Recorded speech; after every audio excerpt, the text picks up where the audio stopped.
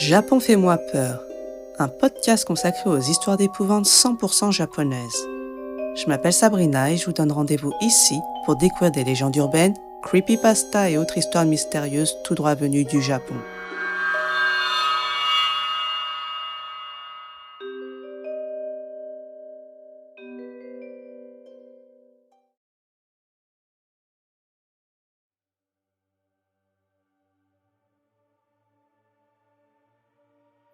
Dans ce podcast, je vais vous parler du village Inunaki et de son tunnel. Ils seraient les lieux les plus hantés du Japon. Ces lieux ont d'ailleurs inspiré un film, Inunaki, le village oublié de Takashi Shimizu. Il est sorti en 2019 et la critique a été plutôt bonne. Il a même reçu un prix, le prix du jury lors du Festival international du film fantastique de Gérard Mer de 2020. Donc voilà, c'est un film qui est plutôt recommandé, que j'ai regardé également et qui est plutôt flippant d'ailleurs. Il est vraiment pas mal, surtout en cette période d'Halloween. Alors Takashi Shimizu, en fait, c'est le réalisateur des films horrifiques Ju-On. Alors Ju-On, si vous voyez pas ce que c'est, en fait, il y a l'adaptation américaine qui est The Grudge. Voilà, le fameux The Grudge avec l'actrice de comment ça s'appelait déjà, Buffy contre les vampires. Sarah Michelle Gellar, je sais pas vraiment en fait comment on prononce son nom. Voilà, vous m'excuserez, mais bon, c'est pas le plus important là. Donc voilà, Ju-On qui sont d'ailleurs excellents, il y en a 3. Si vous les avez pas regardés, je vous les conseille. C'est génial. Donc voilà, Vraiment, voilà, ne vous arrêtez pas à la version américaine, regardez les originaux. C'est génial. Bon, vous n'êtes pas là pour écouter mes recommandations cinématographiques, alors je vais dès à présent vous raconter l'histoire d'Inunaki. Le mystère Inunaki entre légendes urbaines et faits divers. Le village du chien hurlant, Inunaki en japonais. Il se situerait quelque part dans la forêt des environs du mont Inunaki dans la préfecture de Fukuoka. Ce village serait isolé du reste du pays sans que personne ne sache vraiment s'il existe.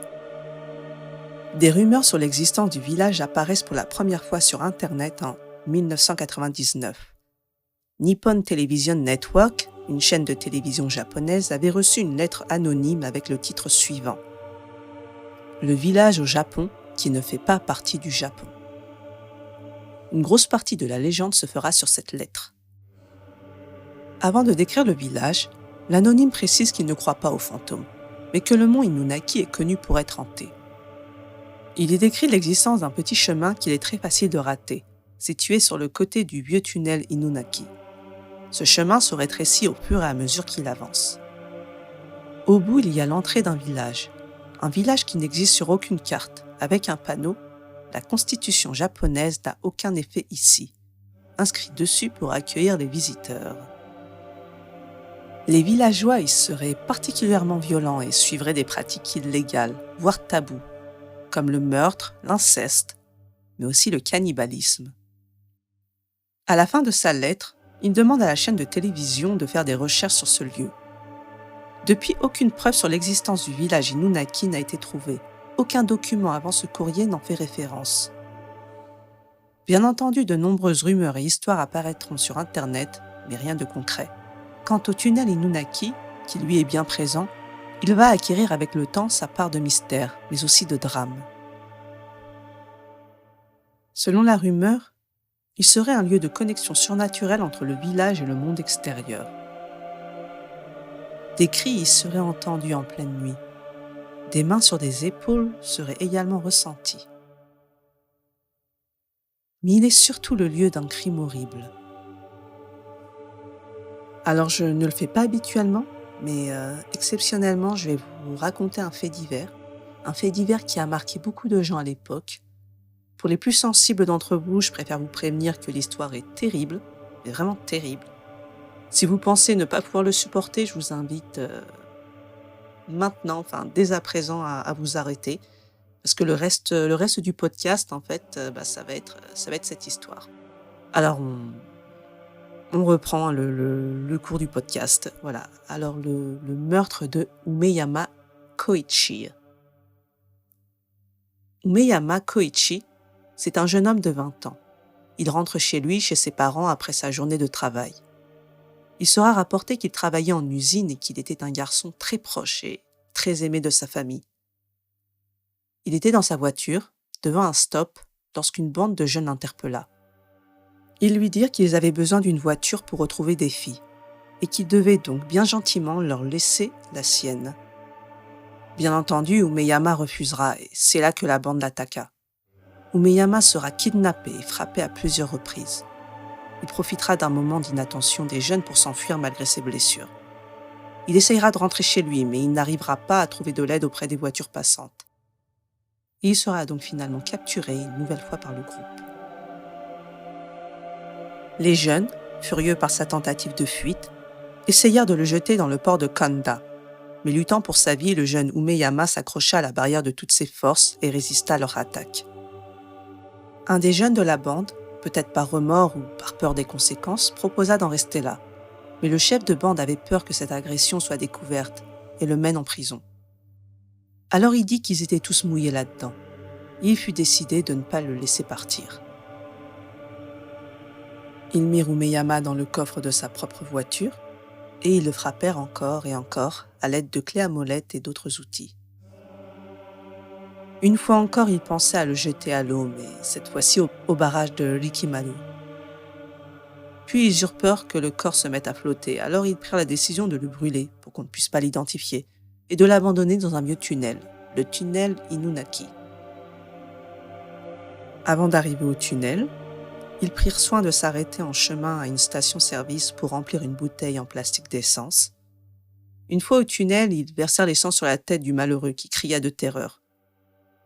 Avant ce meurtre, il existait déjà de nombreuses histoires de fantômes vengeurs et hurlants à cet endroit. Alors lorsque le cri de Umeyama résonna autour d'eux, les jeunes s'arrêtèrent un moment comme effrayés. Et Umeyama, qui ne cessera de lutter jusqu'au bout pour sa vie, s'enfuira une nouvelle fois. Il ira dans la forêt. Les jeunes qui remarquèrent sa fuite lui crièrent de revenir, qu'il ne lui ferait rien. Ils le promirent. Et étonnamment, pour je ne sais quelle raison, Umeyama se montra et revint vers eux.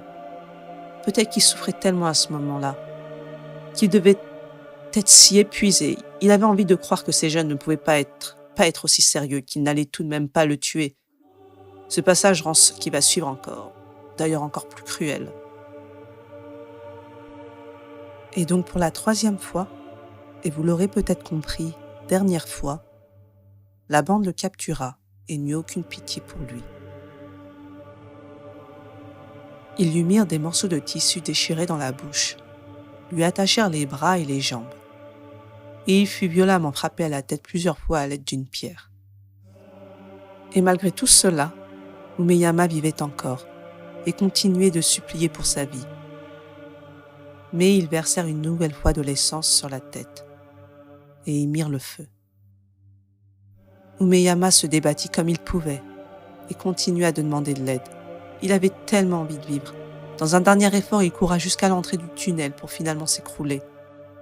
On ne saura jamais s'il était déjà mort à ce moment précis ou s'il agonisa encore plus longtemps. La bande était déjà partie, mais pour s'assurer que le pauvre Umeyama était bien mort, ils retournèrent là où ils l'avaient laissé.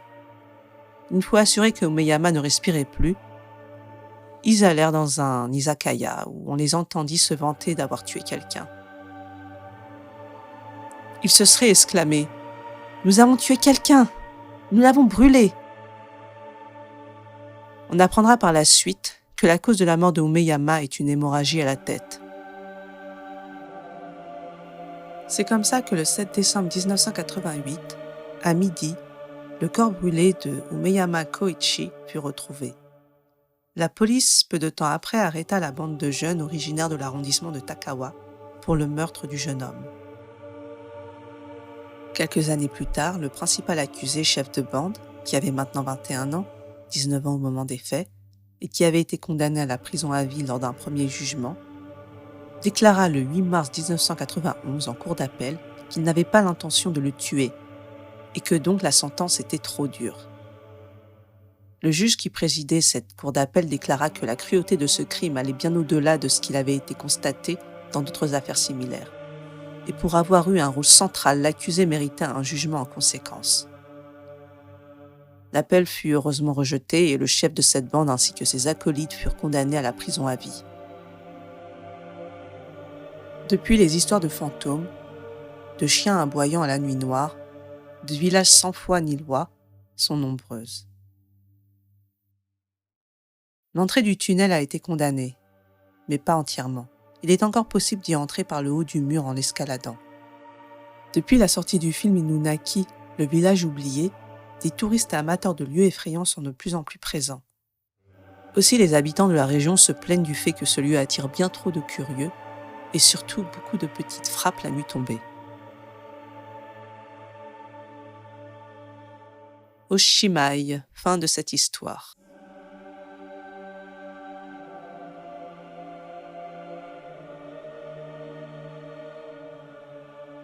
J'espère que ce podcast vous aura intéressé malgré le drame que j'y raconte. Je trouve ça très difficile de rebondir après avoir raconté cette histoire.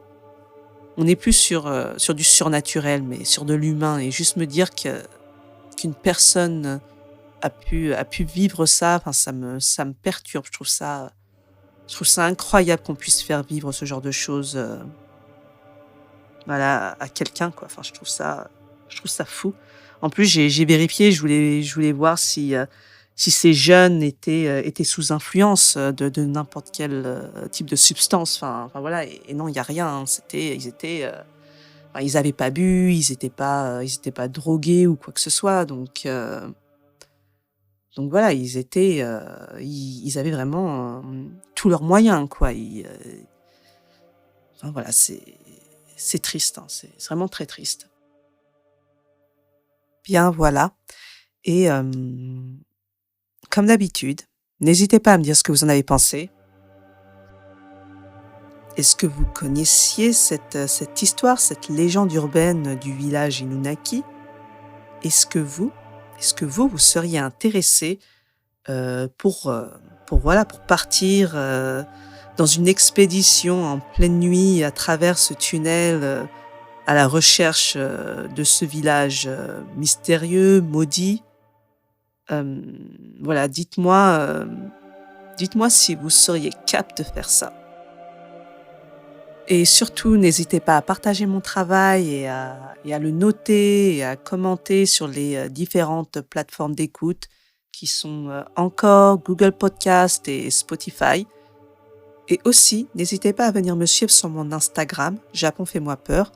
Alors d'une, je partage des stories sur mon quotidien japonais, mais des stories qui ont toujours un rapport avec le monde de l'épouvante, de l'horreur, du surnaturel au Japon. Et aussi, j'avais déjà commencé il y a quelques mois, mais là, je vais être de plus en plus active sur ça. C'est des posts dédiés à des petites histoires japonaises que je trouve très intéressantes, mais qui ne sont pas assez longues pour en faire des podcasts. Donc voilà, vous retrouvez tout ça sur mon Instagram, Japon fait-moi peur. Et sur ce, je vais vous laisser et je vous dis à très bientôt sur Japon fait-moi peur pour plus d'histoires d'horreur japonaises.